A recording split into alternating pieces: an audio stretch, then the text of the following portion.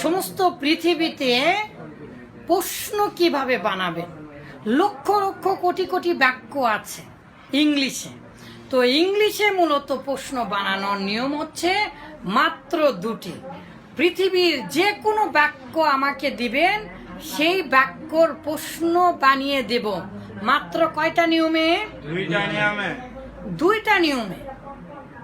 এটা অবিশ্বাস্য, কারণ আপনারা প্রত্যেকটা টেন্স পড়তে পড়তে ইন্টারোগেটিভ ফর্ম একটা পড়ে থাকেন, তাই না? কিন্তু না, আমি চাই এমন একটা জিনিস আপনাকে শিখিয়ে দেব যে জিনিসের মাধ্যমে পৃথিবীর সমস্ত বাক্যকে অবশ্যই আপনি প্রশ্নবোধক বানাতে পারবেন। মূলত দুটা নিয়ম। তো প্রশ্নটা হয় হ্যাঁ অথবা না, হ্যাঁ না। আর একটা হচ্ছে কি খেয়েছো, কি, কখন, কোথায়, কি, কয় দীর্ঘিকারে কি, তার মানে কোনো একটা জিনিস। কখন তার মানে পৃথিবী উল্টা গেলেও সময় বলতে হবে। কোথায় তার মানে পৃথিবী উল্টা গেলেও স্থান বলতে হবে। তাহলে প্রশ্নটা হচ্ছে মূলত দুই ধরনের। একটা হচ্ছে হ্যাঁ আর না দিয়ে উত্তর দেওয়া যায়, আপনি যে প্রশ্ন করবেন। আর একটা প্রশ্নর উত্তর দিতে হবে কোথায়, মানে স্থান উল্লেখ করে, কি কারণ উল্লেখ করে। তো এখন এই দিকে তাকান, পৃথিবীর সমস্ত বাক্যকে প্রশ্ন বানানোর দুটি নিয়ম। প্রশ্ন বানাতে গেলে অবশ্যই অবশ্যই যেই কাজ করতেই হবে, একটা কাজ করতে হবে। কয়টা কাজ করতে হবে? একটা কাজ, দুটা নিয়ম। সমস্ত পৃথিবীর যে কোনো বাক্য, যত হাজার হাজার বই দেন আমি প্রমাণ করে দিব। কয় ইংলিশ বইটা দেন, আমি প্রমাণ করে দিব যে কোনো বাক্য আপনি করতে পারবেন। একটা কাজ করতে হবে আর দুটা নিয়ম ফলো করতে হবে। প্রত্যেক টেন্স অনুযায়ী আপনাকে সাহায্যকারী বা করতে হবে না, নিয়ম ইন্টারোগেটিভ ফর্ম করতে হবে না। কোন নিয়ম? একটা কাজ, সাবজেক্টের আগে সাহায্যকারী ভার্ব নিয়ে আসতে হবে। সমস্ত পৃথিবীর সকল ইংলিশ বাক্যকে প্রশ্ন করতে গেলে কয়টা কাজ করতে হবে? কি সেটা? সাবজেক্টের আগে সাহায্যকারী ভার্বকে আগে। সাবজেক্টের আগে যদি না নিয়ে আসেন তাহলে হবে না। এই কথাটা বলিনি ছোট বাচ্চাদেরকে, আপনারা দাখিল 9, 10 পড়ছেন, আপনাদেরকে বলছি। কিন্তু ছোট বাচ্চাদেরকে এভাবে বলিনি। ছোট বাচ্চাদেরকে I am, we are, you are, she is, they are, এটা it is, this is, that is, এরকম পড়া নিয়ে ওদেরকে আবার এটা উল্টাভাবে পড়ে নিয়েছি। Am, I are, we are, you আসলে উল্টা করে দিয়েছি। কারণ কি? সাহায্যকারী ভাবটা সাবজেক্টের আগে যাবে। তাহলে একটা কাজ করতে হবে আর দুটা নিয়ম। দেখেন, যদি সাহায্যকারী ভাব থাকে তাহলে পৃথিবীর যেগুলো বাক্য হ্যাঁ অথবা না দিয়ে উত্তর দেওয়া যায় সেগুলোতে সাহায্যকারী ভাব সাধারণত থাকে। যদি থাকে তাহলে তা সাবজেক্টের পূর্বে কি করতে হবে? কারণ সাবজেক্টের পূর্বে সাহায্যকারী ভাব না নিয়ে আসলে পৃথিবী উল্টা গেলেও কি হবে না? প্রশ্নবোধক হবে না। এই কথা মনে যেন থাকে। তাহলে দেখেন, you are a student. Are you are student? You are a student of this madrasa. তুমি এই মাদ্রাসার একজন ছাত্র in class 9।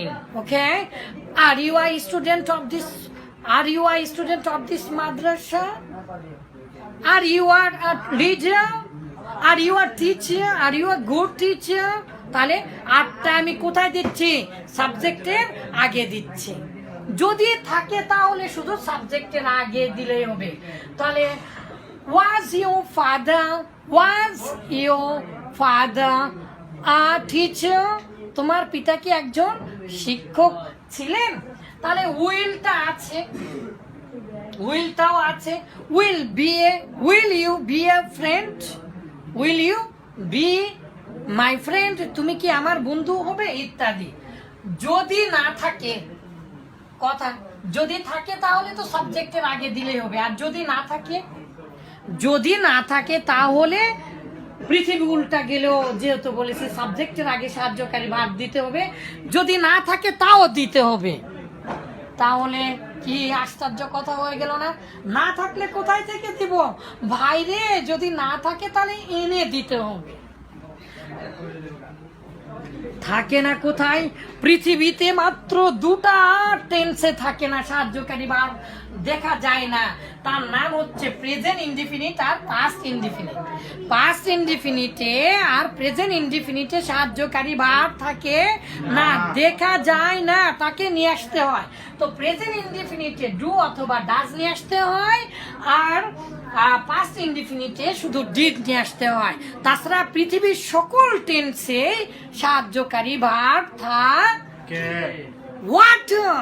What a genius word and what a genius role. What a genius role this. মাত্র দুটা টেন্সে থাকে না, তাহলে ডু আর ডাজ নিয়ে আসে। Do you want this? Do you understand this? Do you follow me? Do you love me? হ্যাঁ, does he love me? সে কি আমায় ভালোবাসে? Do you want to learn? তুমি কি ইংলিশ শিখতে চাও? Do you want to understand? ও বাই কি এটাকে বলা হয় কনজামশন, একবারে খেয়ে শেষ করে ফেলে, চাবিয়ে চাবিয়ে আটি খাওয়া, খেয়ে এভাবে বুঝতে চান? ইয়েস, প্লিজ ফলো আস। ইনশাল্লাহ we will help you without hesitation and confusion like your mother tongue. Just তাহলে মনে রাখতে হবে দুটা বাক্যে সাহায্যকারী ভার্ব থাকে, নিয়ে আসতে হয়, তার নামও হচ্ছে ডু আর ডাজ। আর এই যে WH কোশ্চেন, এটা ইংলিশ ভাষার বৈশিষ্ট্য। বাংলাতেও যখনই আপনি প্রশ্ন করবেন দেখেন ক আসে, কখন, কোথায়, কিভাবে, কোথায়, তারপরে কখন, কতগুলো, কি পরিমাণ, কি কি, সবগুলোতে ক আছে না? তো ইংলিশ ভাষাতে WH এই অর্থ হচ্ছে who, whose, whom, what, why, when, what, how many, how much. তো হাউ মেনি, হাউ মাচ ছাড়া সবগুলোতে কি থাকে? WH থাকে। এই WH-টা দিলেই হয়ে যাবে। তার আগে দিতে হবে বাক্যের প্রথমে সাবজেক্টের আগে কি থাকবে? সাবজেক্টের আগে সাহায্যকারী ভার্ব থাকবে, তার আগে দিতে হবে হোয়াট ডু ইউ ওয়ান্ট? তুমি কি চাও? What do you want? তুমি কি চাও? হোয়াট আর ইউ লার্নিং নাও?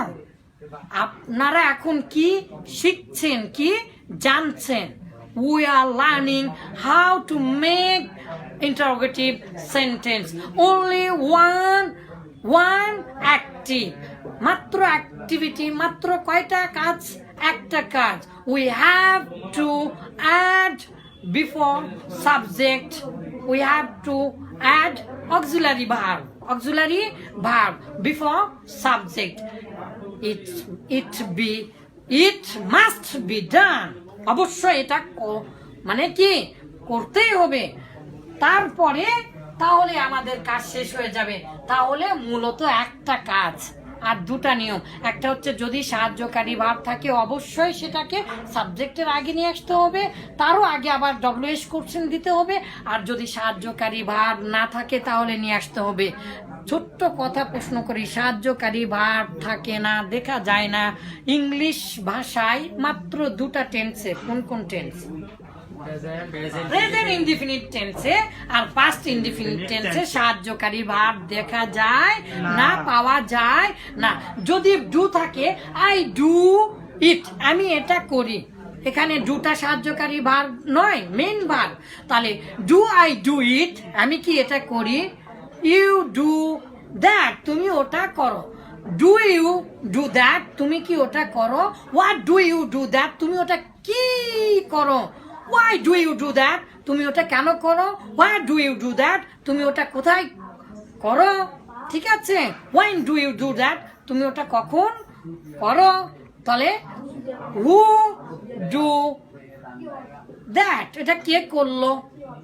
এইরকম ভাবে ইনশাল্লাহ আমরা জানবো। তাহলে মাত্র একটা কাজ, ভুলে গেলে হবে না, পরের দিনে ধরবো, কিছুক্ষণ পরে ধরবো। পৃথিবী উল্টে গেলেও ইংলিশ ভাষায় মাত্র মাত্র একটা কাজ করতে হবে, তা হচ্ছে সাহায্যকারী ভার্ব যদি থাকে তাহলে সাবজেক্টের আগে দিব, আর যদি না থাকে থাপ্পড় দিয়ে টেনে টেনে নিয়ে এসে সাবজেক্টের আগে দিব। থাকবে না দুই টেন্সে, একটা হচ্ছে প্রেজেন্ট ইনডিফিনিট আর একটা হচ্ছে পাস্ট ইনডিফিনিট। মাশাআল্লাহ, প্রেজেন্ট ইনডিফিনিট আনবো ডু ডাজ, আর পাস্ট ইনডিফিনিট আনবো মাত্র ডিড।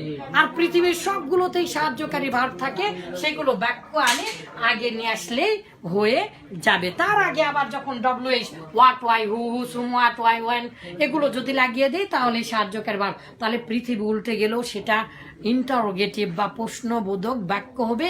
আরবিতে শুধু এই চিহ্নগুলো সাবজেক্টের আগে নিয়ে আসতে হয় না, বাক্যের প্রথমে শুধু দিলেই হয়ে যায়। আহাল, মাদা, লিমাদা, আন্তা, আইনা, মাতা, এগুলো শুধু বাক্যের প্রথমে দিলেই হয়। মূলত ইংলিশেও বাক্যের প্রথমেই কিন্তু আসতেছে, তাই না? তো আশা করি বুঝতে পেরেছেন।